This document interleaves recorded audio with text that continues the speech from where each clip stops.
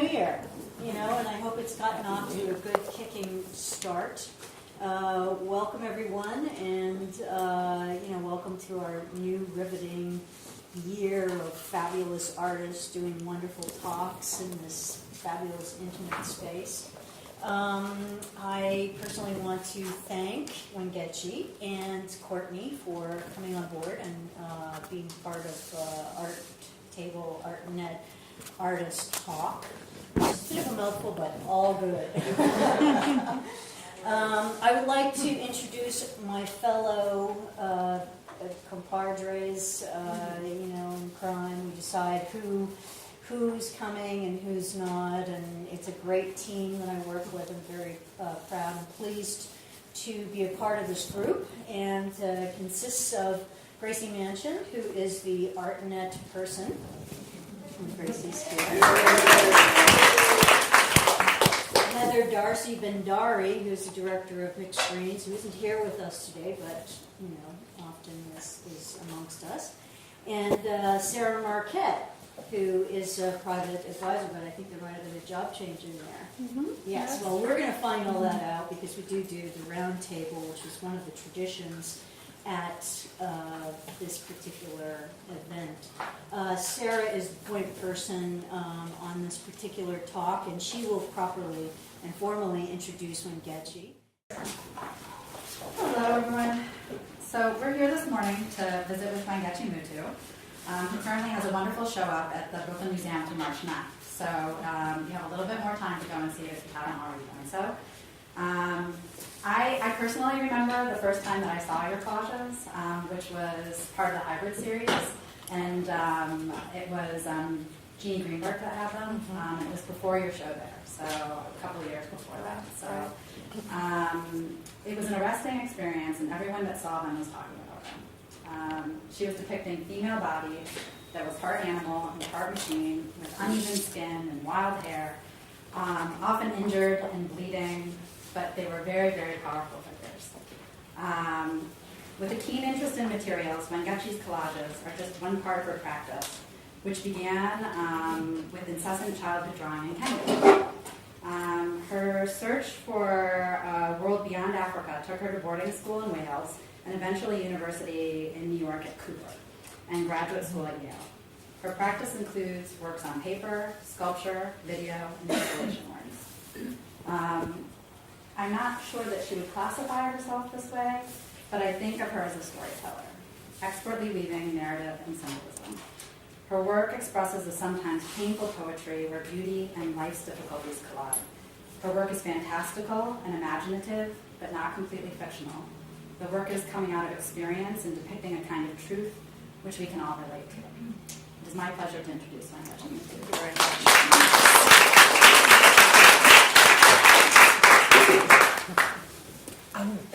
I feel like we have to address the video in some way. Can you tell us a little bit about it? What is it exactly? So this is, again, thank you all so much for waking up early and getting yourselves here and whatever it is you did to get here. Thanks so much. And I wanted to show this full clip, which is about 8 minutes, but it keeps stopping, which is fine, because actually it's now mysterious to those who haven't seen the full entire film. It's at the Brooklyn Museum exhibition. This is my first animation work. I haven't been able to express how these images that I create as collages exist in time and space until this piece happened. And the way it happened originally was that I was going to do this stop motion drawing, almost like a very old-fashioned style of cartoon making, because I love drawing with pen on paper. And then what's wonderful about the conversation I started to have with Santiago, the artist who's this protagonist creature, is actually of her, she's a wonderful and creative person in her own world, and she's the one who said, it feels so much more like your large collages, just by the conversation we were having. And lo and behold, of course, I thought about it and started doing all these sketches for the piece, which I never even knew how to do. This whole thing has been a new terrain, and I realized this story does need full color. It needs the inks and the magazine and all the bits and pieces that I put into the collages that you see on Mylar, as opposed to my line drawings, which are less known. It felt more like that than not. So this piece relates to, in fact, a set of work called my tumor series that there are almost like these orb-like circular forms that look a bit like sick planets, or like a magnified view of an egg, or a spore, or a piece of pollen, whatever this kind of uneven, beautiful spherical form, but it's spewing and blood and blistering and full of life, but also illness. And the tumor series came to me because I was thinking about how to kind of represent the earth as this living organism that has all of these issues and problems. And then from that I started to make them very female-like, and I put legs on them, and in a way that's what inspired these kind of millipede-like arms that are actually my arms, because Santi and I spent way too much time filming her face and her head and activating her here. So I said, I'm going to let her go and I'll just do the arms myself. So actually those gloved arms are mine, moving her along. And the idea was really to make this piece something that you discovered and felt you understood from one perspective, but then as time went on, it grew bigger and more ominous and more mysterious and completely unfathomable and unknowable in a way. So there is no creature like this, and there's no thing like this out there. I haven't seen it yet, it's in my mind. But that's what this piece is about. And in some ways, it brings together so many of the ways that I work, my performance work that I do myself, and then the collages, and then there's just this new terrain now that I've opened up for myself. So yeah. Can we move to images from the current show at Brooklyn, Fantastic Journey? So the show was originated at the Nasher, and it was curated by Trevor Shoemaker. Yes, a curator that you've worked with before. Exactly. Yes. So Trevor is this phenomenal curator, wonderful friend of mine as well, but also somebody who's very dedicated to the ideas that he and the artists that he represents have been fostering for years. So we worked together on this show called The Black President, Fela. It showed at the New Museum way back, I think, 2005 maybe, or 4. This is actually the show in its present state at the Brooklyn Museum. This is considered by the Brooklyn Museum to be the entrance to the show. We have this whole thing about how do you enter the museum, and I think a lot of people who are familiar with the Brooklyn Museum go up on another side, and then others enter from kind of the design and decorative art side.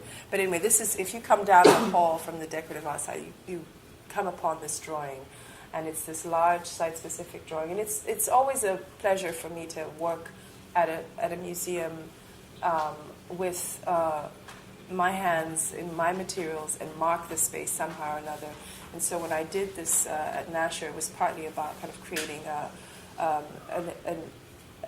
kind of placing my DNA, in fact, this work here is this drawing on this wall is actually covered in this sort of very light, dusty, cloudy. You don't quite see it except maybe up in the top there and on the right corner, and that's actually Kenyan soil. So I was really trying to kind of bring my home into this image, but it's very subtle, and it's so as some of you know, and someone just said, Sarah actually said, I've done this conflating of hybrid, of different species into one. So I put plants and humans and machines into one creature and kind of somehow managed to make it seem plausible. And so agave You is one of my plant girl romance pieces. It's sort of like this big plant-like creature that's somewhat kissing her, but also almost attacking her. How and big is it? It is. It's almost as big as it looks like on the screen. Okay. It's a much better resolution in real life, but it's slightly bigger than it is on the screen. Yeah, I should have measurements for the title. Family Tree. This is the first time I showed it, so it's actually. It looks a bit different at the Brooklyn Museum. Is one of these pieces that happened because I'm. In making my larger works, I'm always trying to figure out ways to experiment and try out these other things. So I make these small works on the side, and I figure out, formal things, and because I can make a mistake on a smaller scale and then move on. So these entire grouping of works came about, and I call them a family because they really were all sort of connected but very distinct. And there's kind of the parent, and then there's all these sort of sibling. It's kind of spawn, and then there's this girl on the side, and it's the prodigal daughter, and it's sort of my story in a way because I left home and at some point didn't know how to get back. The Noble Savage is, in a weird way, kind of this ongoing discussion about home for me is followed me, and it interested me as an immigrant, as an alien. It's always been there on my back because it's a lizard love, and it's like another one of these kind of girl-animal romances. But anyway, I'm like going with the images, but really this is actually the way I would do the talk in a weird way, just kind of ramble on about how I make the work versus the idea of, versus the story of how I ended up not only deciding that I am an artist and I can't help but make work, but also that I had to leave my home country in order to become an artist in the fullest form. Can you, just to give us a little bit of background here, so tell us exactly how these works are made. Are they... So, the way I make the works is I start off and relatively small. I'm very interested in the source material. So whether it is a magazine or it is a photographic book on, some romantic or over romanticized vision of Africa. I start off with the book, with the publication, and this is the size the drawings are. And then I get, once I get the image out of there, I sort of extract it by drawing it and by sort of giving it my flavor by, if the models look too, I don't know, anorexic and androgynous, I change them into real women, or whatever it is. And then I go larger, and then I have these this different relationship to the mark, because the drawing line for me is so interesting because you really get to play with the nuance of the hand, but then larger I begin to see more the possibility for viewers to walk into this world, and this becomes, as I say, I call them these dioramas, these spaces. And that's when I really start to add on these collage bits that come out of magazines. So I spend a lot of time cutting plant life or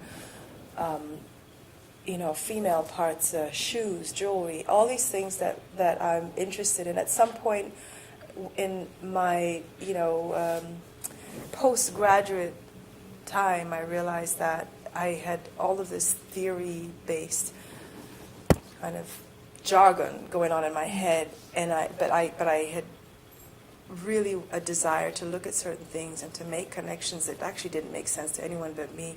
So I go for those things. I say, you know what, I don't know how I'm going to justify using, criticizing these things, and yet I'm going to use this material in the work. But I'm going to put them together, and I'm going to see if somehow by really, mushing them together, by placing them side by side, they might even have a conversation that could come out with something sensible. So as much as I'm clear about my feminism, I use a ton of pornography and a ton of fashion imagery, and that used to embarrass me when I first started working. I was like, oh God, how am I going to get away with this? But now I realize part of it is also looking for my sisters, myself, our bodies, which often are so misrepresented. So even in their most ideal form, I think I'm I'm not satisfied. I'm like, that's not what women look like. And funny enough, for especially black women, I found that pornography with black women in it tended to have the most natural, real bodies of black women, which is, bizarre, and of course it somehow made sense. So it's in the most dehumanizing kind of degrading form is where we showed up in our most realistic and natural version. So I thought, you know what, I have to go with this. I have to work with this. There's the stretch marks and the bulges and the, and the saggy boobs. All of it was in there, and I was like, that's what I need to look at. So now I found a way to incorporate that kind of imagery and those sort of ideas. And then hands are very big in erotic and pornography. For some reason, not for some reason, these are working women, so their hands are so important, and you don't find hands as manicured in any other form. And then fashion has this other kind of female, this sort of canvas of a woman, this sort of neutral person who's always placed upon these ideas and things, and that's somewhere where I kind of take the poses out of there, because they're so stiff and they're actually very, now that I've done a little bit more photography and had to be photographed, I realize, you sit in these positions, they're not comfortable, but they look good in the picture in the end. And that's what's interesting to me, that we have to kind of pose ourselves in pain in order to actually look good. And then we get used to looking at these images, and you ever see somebody who looks natural on TV or natural in a magazine, it's like, what is wrong with her? She didn't get herself ready, And that kind of thing has just sort of stayed with me. So they start off small and they get larger, and but there's some works that are actually,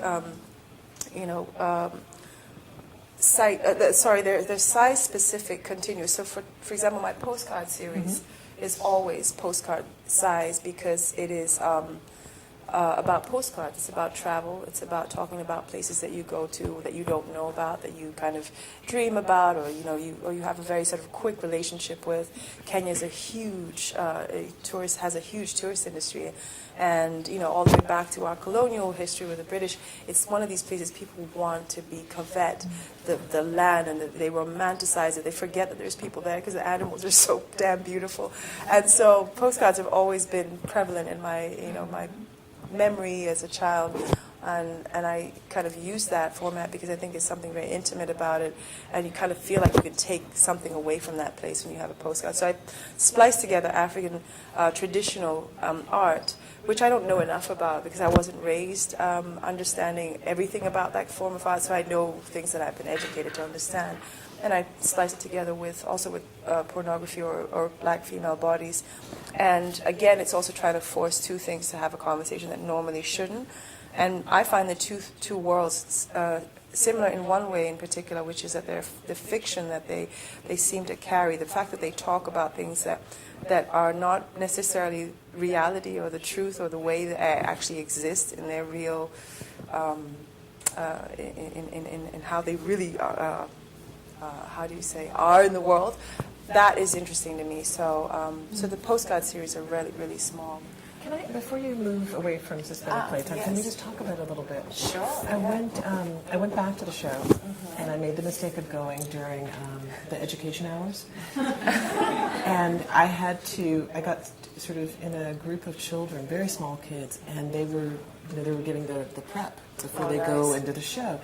And it was interesting because, they were told, don't touch, and then they got in and they were really good, and then they got to the second room here, and they looked at these and they were all like, just kind of, it was amazing, because it was time to play. And then, all those bodies in the space, the balls, they start moving, and these things are agitated. Yeah. And I thought, oh, this is horrible. I touched them too. Like, how do you, how do you stop that? Like, how do you make that? And then it dawned on me, this is probably the first time I've seen a work, one of your works that really has that kind of kinetic quality. Yeah.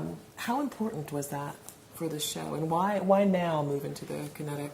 Well, I made this, originally it was, I think, 2006. It might be actually older than this, but, and it was this one of these moments where I was thinking about Kenya. I was thinking about home.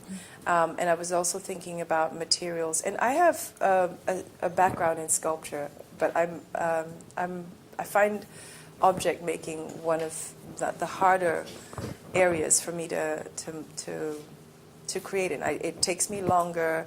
I have this very particular thing I try to do, which is to use materials that resonate differently for different people based on their background, and that's always tricky because it's imagery. You can sort of look at it and process things mentally, and it's internal. What happens to your relationship to the image. When it comes to objects, it's like if someone has ever seen something, there's no way for them to access that thing or that material and say, oh, that reminds me of that jar that we used to use for.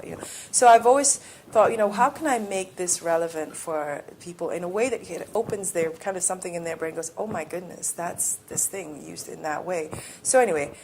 Not that makes any sense. These bags are actually, these balls are actually made from black plastic bags. A lot of kids who cannot afford a football, a soccer ball in poor countries will get all these garbage bags or plastic bags that fly all over the place and kind of, scatter everywhere. And they will stuff them with the plastic bags and wrap one all around and use sisal or this, string to create this network around the ball, and they create their little football, their little playing ball. And it's great because kids who are little will make a little one, and if they're bigger, they make it, to fit their size. And that's what they play with. And football is one of those games, soccer as it's called in the U.S., that anyone can play because you really just need a bit of space and a ball. That's it. And you can demarcate the goals with like 2 rocks if you want. It's very simple. It's even more essential, more basic than basketball, which I find to also have that quality. But it's you don't even need the ball to bounce that much. So and what I didn't, it was funny to me is I didn't realize how expensive a soccer ball is for a poor kid. Anyway, so what I was thinking about at the time is I did want to figure out a way to make something accessible and playful, and play and creativity to me go together as a child. When you start thinking about how to translate the world abstractly or otherwise, you're playing, you're kind of role playing or play playing or whatever it is. So there's something about this piece that is about making art by enjoying the process, but also by opening up this notion of activate yourself, play, move around. Normally, I would show all these balls quite spaced apart, so actually an adult can walk through them, and that's what people have done. So when I showed it in Baden-Baden in Germany, there's a lot of people kind of weaving through them, and they just kind of, there's this pendulum movement that they have, and they just all come alive, and they look like they really do look like they've just all decided to leap off the ground at the same time. But when kids see them, oh my goodness, it just makes me so happy because they just walk in and they're like, oh, this is what we do now, and they get it in this other way that I find very interesting. But of course, I really wanted to honor this thing that has to do with the fact that everyone plays and everyone can find a way to play, especially if they can create, and that's suspended playtime. Can I move? Yes, please. Yeah. So that's this the view.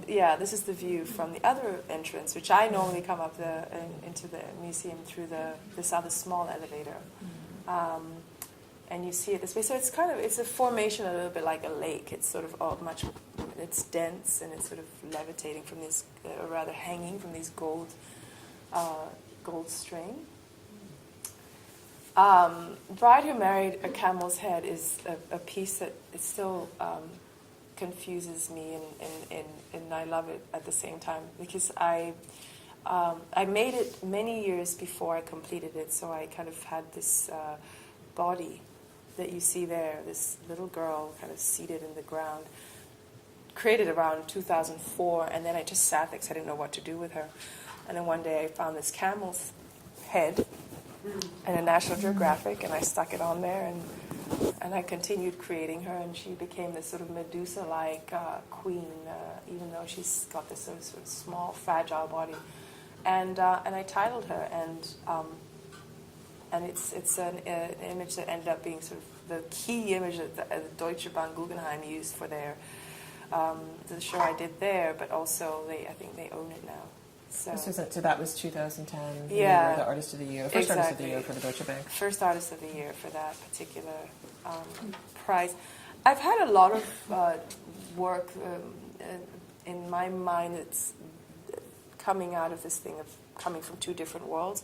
But I really decided at some point to literally create these portraits with two heads on them. And again, it comes from this thing that, doesn't ever end, I suppose. If you leave home later in life, I suppose when you're still super young, you always think of home in these, dual ways. And but funny enough, when I go to Nairobi now, I will be talking to my mom or my friends, and I'll say, yeah, and at home, and they're like, what home? I'm like, oh God, in Brooklyn. So it's like, and I don't mean to do it, but it just kind of switches around. So, but because of how tough it was to return home for a while there, and how, it's just this other layer that it adds to your experience when you're kind of constantly translating and defining yourself, especially in light of the fact that people may see you and think they know you because they can't tell that you're African as opposed to African American or Caribbean or whatever. And what does that mean? And I also left home very early, so there was kind of, I think, in there a layer of sort of guilt about kind of why am I leaving in order to do this thing? But it's one of those things that I've continued to investigate through actually making work, and so pretty double-headed is about this kind of split personality. This formation, I guess, on the right is partly because the spaces that I use I don't find them always to be easy to kind of place an exhibition into, and this corner in the Sackler Center is actually an angular wall. It's like the craziest wall to install work around. But of course, I've seen magnificent shows in that space, and I knew I had to kind of just do it, because I never noticed it as much until I had to deal with it. So one of the things I wanted to stick with was this notion of journey and movement, in lieu of the fact that that's what I did. It's kind of like get out, move, go away, and leave my family. But also because the show is about places that one goes to in the mind that are unknown, and what is that journey about? And so trying to really get the viewer to enjoy these spaces, for me, is always about, like, how do I make people go, feel like they're no longer here. They're actually in another world. They're actually able to immerse themselves either in these smaller works or in these videos, or similar to what it feels like to take a trip somewhere. So anyway, this corner is a place I want the viewer to keep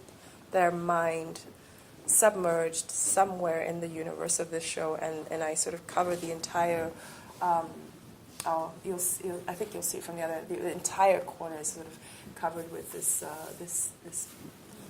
blanket. Now, this blanket is like a little bit like those soccer balls in the sense that it's a material I've used more recently to describe another kind of socioeconomic difference and challenge that one has, especially if you're from the developing world, living in the developed world. There's all of these things that constantly go around in my mind, how absolutely wealthy this country is and fortunate, and how most of the world isn't, But anyway, so these blankets are used by people. They're blankets that, people use to sleep under, or as a shawl if they're, older, folks in the rural areas will find them covering themselves with them. But in the States, what happened to me is that my work came back with these art movers, and it was packed beautifully and everything.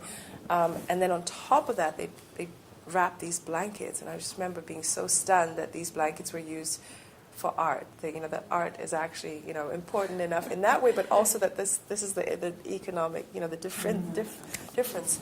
So this is what I personally use to warm the space, to give it this kind of organic feel. I'm also thinking very much about space and the genderness of space, and how male or not, or neutral or sterile space feels like, and I try very hard to kind of figure out ways to get a space to be to resonate differently. I mean, now that I've had babies, I think one of the things I think about first of all, because when I walk into a very beautiful modern space for the child. They get slightly agitated, and I think it's part of the way the sound travels. It's also the scale. But I think there's something about modern architecture that is probably the antithesis of the womb. And so and that's our first room in a way. So I was trying to think, well, what is the in-between, or how can I bring the resonance, the echo of that most comfortable space that we all had at some point back into these kind of galleries. But these are also, I mean, am I wrong about this? These are the blankets that all of the aid workers give out throughout the world. These are the UN blankets. I mean, they're rescue blankets. They're used in trauma, and especially in the States and I guess in the West, they're sold as rescue blankets. So you can buy them in bulk. I suppose if something terrible happens, they buy them in the hundreds, and they're relatively inexpensive.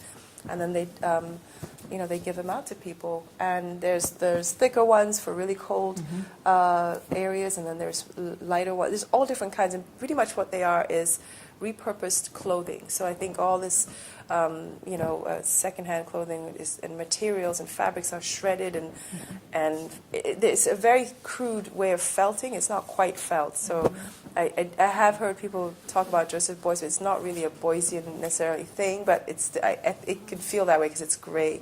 I think all the colors mix together and they form this kind of grayish muted color. But once you'll see these flecks of, I guess it's a synthetic fabric that doesn't dye or doesn't mix in with the rest, and you'll see these flecks of little shiny gold or blue or whatever it is in there. And they're all very, very different. And they're very uncomfortable. And by Beuys, you're talking about me. Yes, I said that.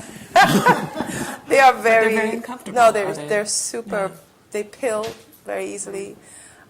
This is not a comfortable, soft on your skin blanket. It's that basic blanket that, if you need a blanket and really inexpensively, you use it. And if you use it over the years, it turns into kind of almost like an animal, because it pills, it opens up, it stretches. Even when we use them, they're never quite rectangular. They're always they've always got like a different trapezoidal kind of shape. So yeah, they're wonderful though. And so I've been using them to cover up, again, architectural nuances that I want to include into my world vision as such, So this column that is in the Sackler Center is probably about 4.5 feet from that wall. So it's like, do you let people walk around the column, or how do we? I thought, you know what? Turn it into a tree. That's what you should do. So anyway, I've done that quite a bit in many exhibitions. I think my first gallery in New York had a column, and I remember not knowing what to do with it. And I was like, damn, now I finally know how to deal with that. So I'm kind of moving you along through the exhibition this way, but I'm going to speed it along. There's some larger works in the section, and then the film is over here. And in a weird way, this is kind of the end of the show. So in some way, this is the journey that you take in the exhibition, but it's also the way I treat a lot of my exhibitions and a lot of my work, is sort of try to create kind of this time-based and this mental movement through the works. You kind of have this narrative going on. I also showed a lot of my sketchbook drawings, and this is actually talking about scale. This is the size of the original drawings. When I'm thinking up ideas, I use these sketchbooks, and the sketchbooks are big for me because they're the format, the studio that I had originally when I couldn't afford a studio, didn't have a studio, or was working, so I had to work to take a subway, or not sit in one space and make art. I said I can't give myself that excuse. I'm not able to make art. So now I have all of these sketchbooks with lots of drawings that came from just continuously trying to think about these ideas without breaking it up too much. And they're also very private, and that way I've had a hard time showing them. And I say private because there's these things that I think up in my head, and I kind of just create them, and I don't expect that anyone is ever going to see them. Some of them being quite violent, some of them others are just, completely nonsensical. You can't quite see them all here, but I just sort of show them as they are under the trees. But I think now, at this point. Can I ask you? Yeah, sure. There's one of the things that's always struck me about your work is that there is a kind of binary. And I think, this is simple in some ways, that the work there's a binary, that the work is good and bad, that it incorporates elements that are, sort of rich and poor. So you'll have, something like the UN blankets, but then at the same time you'll have, dust that looks like gold, or so something. There's always that sort of opposite thing, and then you also have got the other sort of binary, which is that everything horrible that's happening often has this fantastical kind of haze to it that also makes it enticing. So we're brought into it even if we were repulsed by it, and so you sit there moving back and forth between the two. Do you consciously come to making objects thinking everything? How does that happen?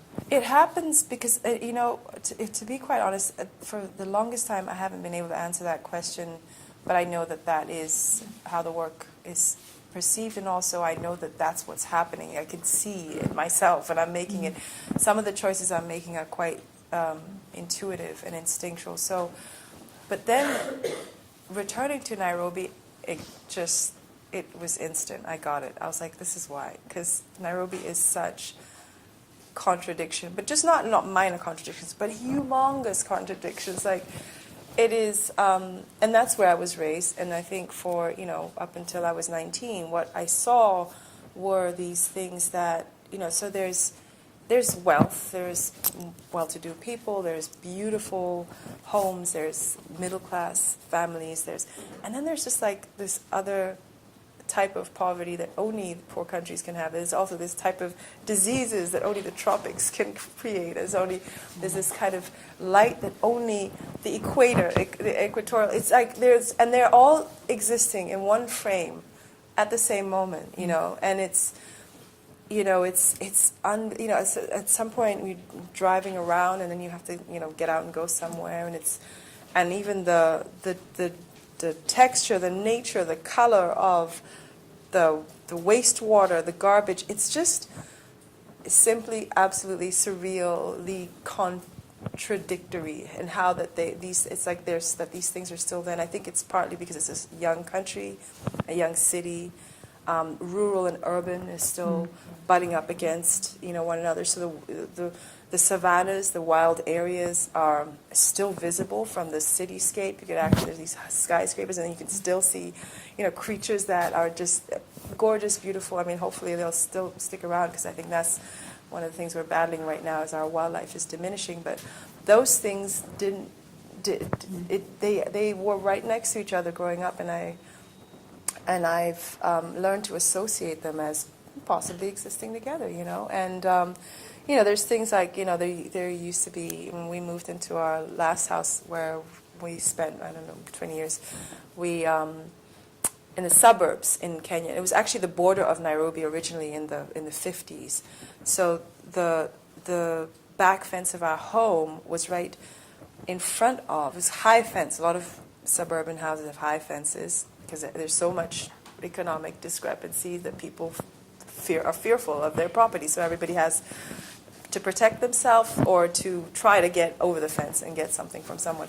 But anyway, so behind our fence is a slum, And my mom, when I finally grew up, said, I told your dad, I didn't want to move here because, look at where we are. I was like, yeah, we're at the border, the old border of Nairobi. It's like, yeah, but think about it. And behind the slum is, of course, in formal housing, but also in a total village, And this is the way these cities exist. And this is part of how I've not had a problem doing these contradictory things all in one, and not even being able to explain it, I suppose, for a while, because it was so subconscious. So that's part of it. Another part of it is my humor is more ironic, sarcastic than it is anything else. So it's kind of also playing out those ways of telling people things that, they kind of give them a little, embarrass them a little before they finally get the punchline or whatever. But that's all visual. I don't have a great sense of humor when I'm actually talking.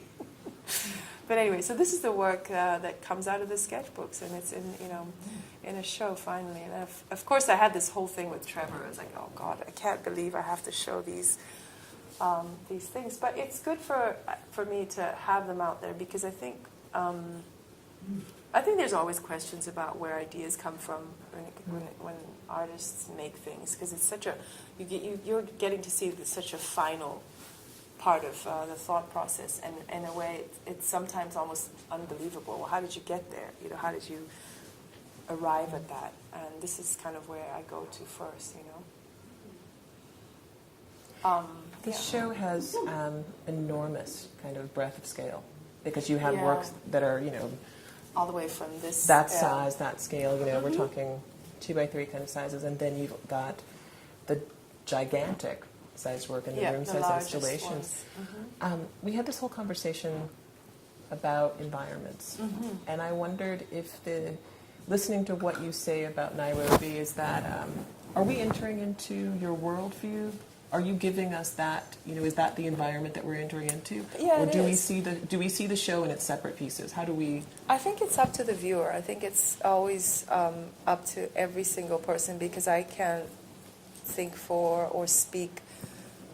I can't preach at anybody. I mean, I can create something that people can relate to or enjoy, but explaining a place to someone is one of the most difficult and possible things. Explaining an experience of a place, because each and every person goes somewhere and something happens to them that they cannot replicate for anyone else.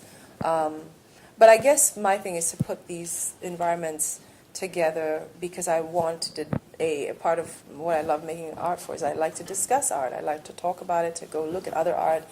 And so in that way it extends the conversation about my vision of my global vision, my vision of what my idea of what my Africa is about, and how I know there's this humongous amount of miseducation about the contemporariness of Africa, even in its difficulties and its problems.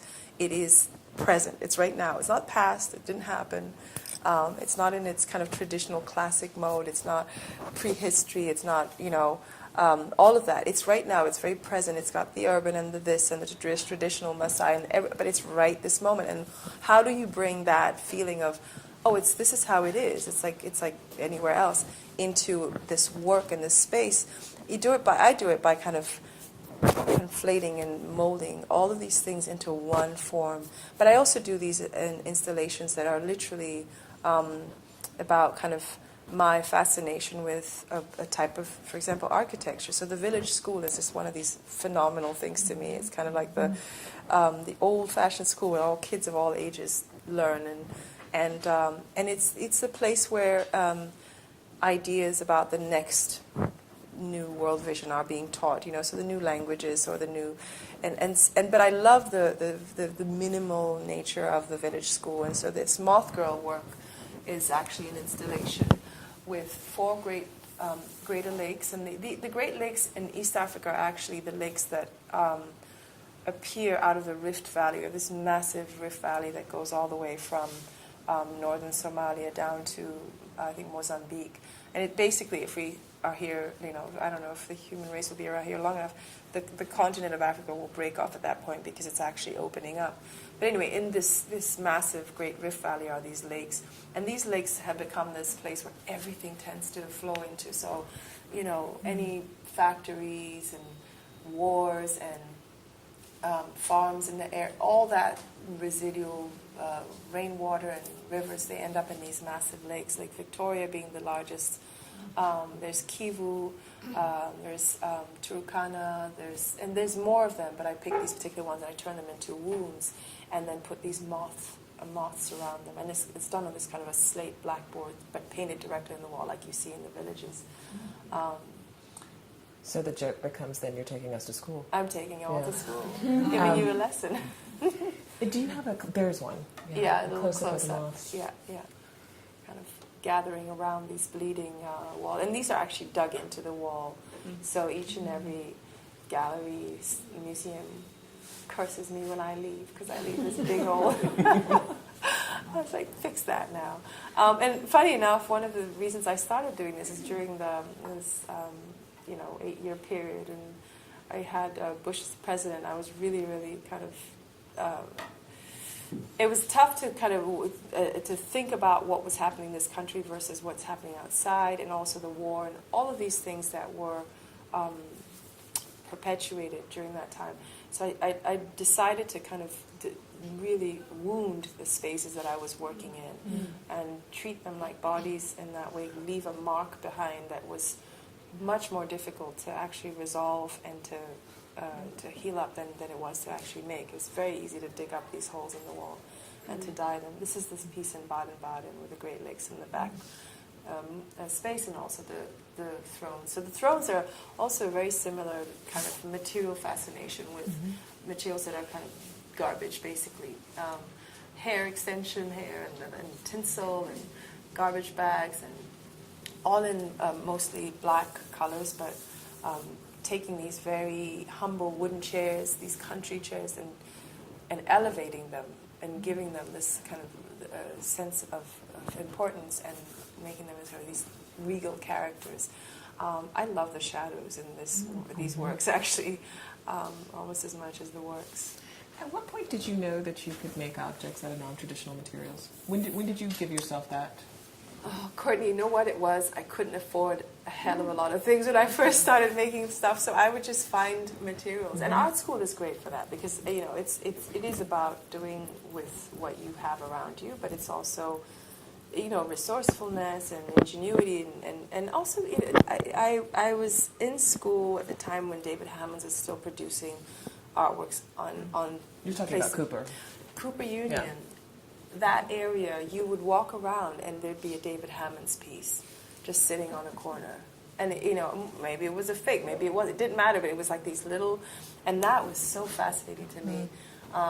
And there's also this other artist by the name of Curtis, who was this madman who produced work right there on this, like on 3rd Avenue and this little kind of, triangle right there near Cooper. And every day he made a new site-specific work using junk. And most times that his work got talked about in class because his work was better than what we were looking at in class. And we would be like, have you seen Curtis's work? That's what your work should look like. And it was just magnificent because it was like he was under such time constraints. He would create these things at night and we'd come in the morning and it was this like magnificent arrangement. I mean, this is somebody I think, he just wasn't mentally there, but he literally could have had a show in a museum and it wouldn't have been surprising to me. That was so fascinating. So that's the kind of thing that struck me as not just important, but I learned from it, and also because I think you can make art. You don't need a massive infrastructure. You shouldn't only be able to make art because you have money or you have education or you have this and that. So how do you make art if you are just compelled to, obsessed with making art, This show is the... Can you tell us what we're looking at? Because we're looking at a row of the thrones, but then tell us about... So there's this curtain on the left, and it's actually this tinsel sort of plastic fabric. It's like a fringe. Honestly, what it is, it's party curtain. And but this is custom made because the party ones are actually shorter. So I customized the material by getting the little ribbons and creating these massive curtains. And inside there's a video playing called She Sees Dance, and it's actually me in full dance mode. A little bit like when one sings and no one's in the room, and so you just kind of, think yourself a superstar. This is kind of that dance. Where is this being shown? This right now is not being shown anywhere. So this was last shown in Los Angeles at my gallery there, and it was also at Museum of Contemporary Art in Ontario. And this is one of the hardest installations to put up. So I'm trying to actually work on it with an architect to figure out a way to, give it, almost make it like something that that has its. One of the ways I think is, I think backwards. I think this is what the idea is too, and now how to make it is, we go back, and unless the architect is working with me saying we're going to make it so that every time you put it up, it could fit in the space, and also part of it is that it is an orb with two projections. So there's one of me dancing, and then there's one of these two eyes watching, both of them kind of glaring at her, but off sync. And we have all this light and angle issues because of the width, the reflectivity of the space. But it's magnificent to be in this space when it's on, because it kind of makes you want to move. So it's another one of these spaces that I wanted to really get the viewer to kind of enter their own dance mind, which just, if it means swaying, and kids tend to really dance when they're in there. Another way that we know their spirits are still open and much freer than we are. And then this is also a moment where I'm making a lot of works that are kind of conscious of themselves and as artwork, so they're looking at artwork. So there's She Sees Dance, where the eyes are looking at her, and then there's Hairnet, which is the second of my rabbit pieces. And our mythology and folklore is filled with a trickster rabbit, and so there's always a rabbit up to no good, but ultimately there's a moral in the whole story. And in this case, the rabbit is looking at a dead fox's portrait. They're just sitting there, staring. I don't have a picture of her face. She's very cute, this rabbit. Double Fuse is an older work, and so there's also, aside from kind of thinking of this notion of being from two places and kind of having these two mindsets and kind of always working around that, but also, what do I want to be today, and how do I manifest myself, which I think is the beauty of leaving home or leaving the familiar, is that you can go now and invent yourself, which is part of why I had to get out, because I didn't want to have to justify being this person that they, whoever my family, my surroundings thought I should be. But there's also these kind of twins in my work. These, so Double Fuse is one of them, and this, I think at this moment, it's 2003. You still see the fashion DNA in there. You really see the kind of the modeling of the figure. But I'm really kind of trying to turn these girls into alien, cyborg, fierce characters. Have you used any male figures at all? Or recognizably male figures? Sometimes, there was one in there. Someone noticed one. I know. You do. You notice them because they're so uniquely, it's like, oh, there's a boy in the one. But, I think for me it's less about leaving out the boys in it or the men than it is, the fact that I think we're all, my fascination is the female. And my focus is the female character, the female protagonist, and the female body, for that matter, because I find it so magnificent, mysterious, and powerful, all in one. And it's also my theory and my position that we are all female. There's every man as the femaleness in him. In fact, I believe because our femaleness has been so stomped upon for so many centuries, that is actually why our civilization, our world, our race is in such a terrible place right now. And because you can't have one without the other. The aggression and the testosterone got us thus far, but it's actually wounding everything. It's not capable of some of the complex and incredibly layered, multifaceted thinking of, I think, a female mind or female type of mind, even in a man. So I think I focus on the femaleness of men too, So there's a lot of questionable gendered creatures and people in my work that could be male, but they're just exuding more femaleness than not. And we all have an X chromosome, so we don't have a Y necessarily. I'm sorry, can you go back tell us what these are and what they're doing. So there's this other thing that I do when I try to kind of give scent to a room, give an odor, bring the sensation of smell alive. Olfactory qualities are also. So I started off with salt and water. No, I started off with ink, and I was marking the floor, but it was in a wine bottle. And then I realized, well, why put ink in a wine bottle when there's already a fluid that belongs in there? So I went back to the wine bottle, used the wine, and brought the scent out. And initially I just wanted the smell of wine to be in the room. I was making this work in San Antonio in Texas at the time, And I was thinking a lot about Catholicism, which I have way too much knowledge about because I went to 12 years of Catholic school.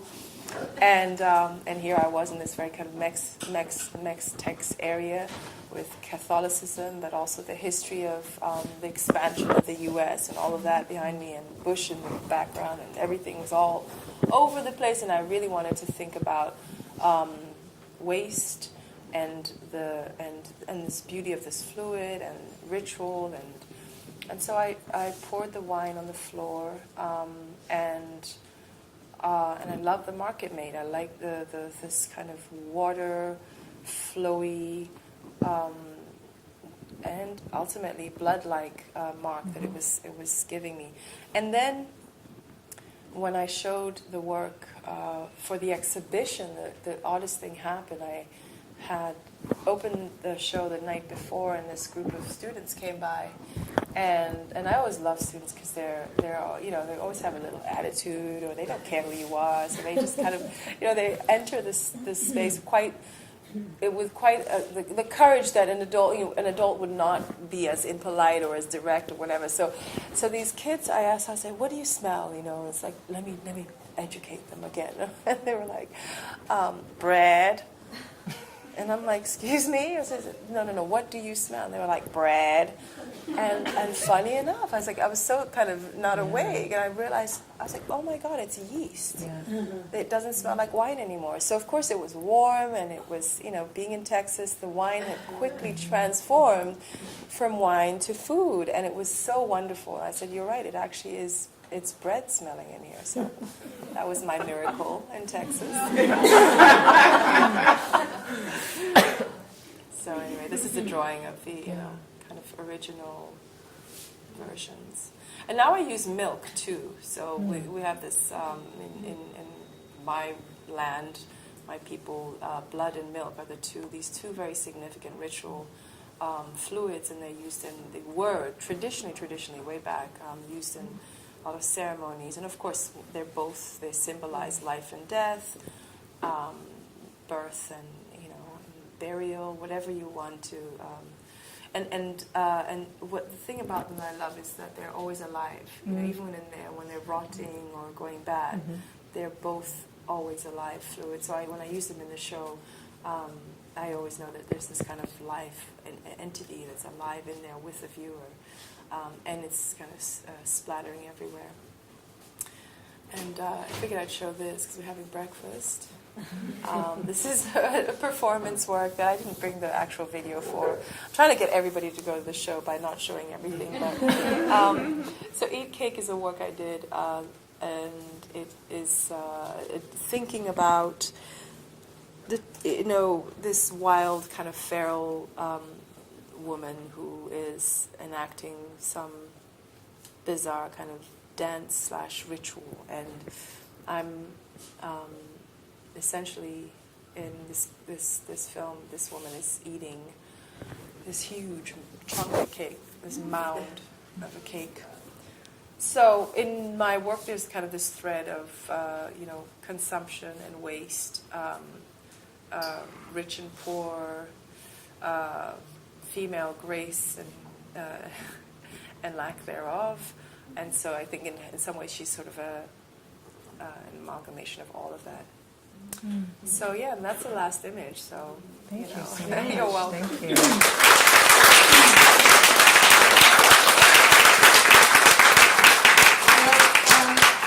Perhaps there's a few questions. Do people have a couple of questions? It is after 10. Yeah. Is there anybody that has a few questions they'd like to ask? First about this Divine Comedy Festival. Tell us about that. It's an exhibition that Simon Jami is curating, and he did did you remember there was this big show called Africa Remix a number of years ago, and it toured all over the place, and it was like this mammoth encyclopedic show of all of these African artists. To our chagrin, it was one of those shows that we were all like, we want to be in it, but it's not specific enough, but we're all in it because it was that moment. And I think now everything is evolved enough that, we, thank goodness, don't have to have shows just about being African. There's more specific and thematic, and this show is particularly chosen, the artists chosen are somehow able to work on these themes of the Divine Comedy and somehow interested in Dante, maybe, I'm not sure. But anyway, Simone Jami picked me for this show. It starts in Frankfurt and it's going to tour. I think it's coming to the States at some point. But it is contemporary African artists in the show. One other question I had was just when I look at your drawings and your beautiful line and your sinuous line, I always think of Beardsley, Aubrey Beardsley. Okay. Or whether you're... I like his work, but not, it's not the I'm more of a Shield, Egan Shield fan, if anything. But yeah, thank you for that. Okay. Kemi? Here's the last question. In the Brooklyn show, it sounds like you were very much a part of the curatorial process. Is that true in all your shows? In most of them, yeah. Negotiate that? So Yeah, I do enjoy doing it. I don't think you have to, and I think a lot of times I've heard artists say, "Oh, no one's helping me curate," but I don't mind. I actually really, it helps deal with my kind of control freakiness. I can, be very much in touch and aware of where things are going to go. I do let the curator. At some point, I'm like, I don't know when it comes to hanging work, I'm not a big stickler for things. But when it comes to more arrangement of the space, that's where I really, I place my, I have my opinion much louder. And in this space, it's very tricky. I mean, you see it. It's kind of this long corridor gallery on one side, because it's a dinner table in the middle, yeah. So it's like one of them is a kind of a long gallery with a suspended playtime. Yeah, and then it's around the edge. And then this other one is a triangular gallery. It's like really, really complicated for most work. And it's a large space, but it's literally a right angle triangle.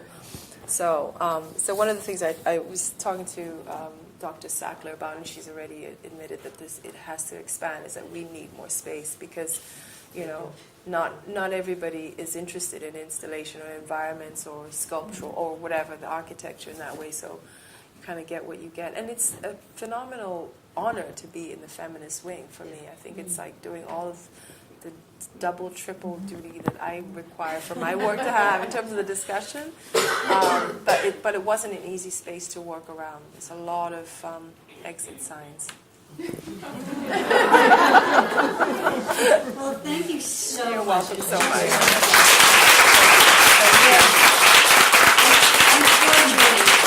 Thank you so much, Courtney. Thank you.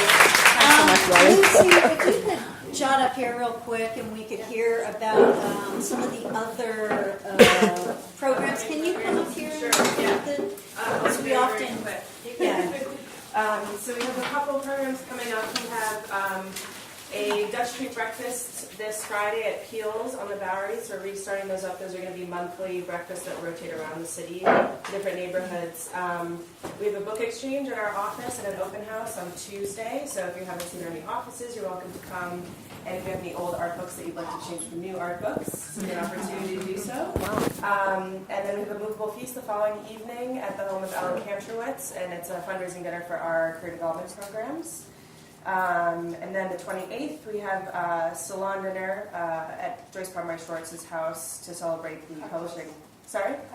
Cocktails, not dinner. Snacks and cocktails.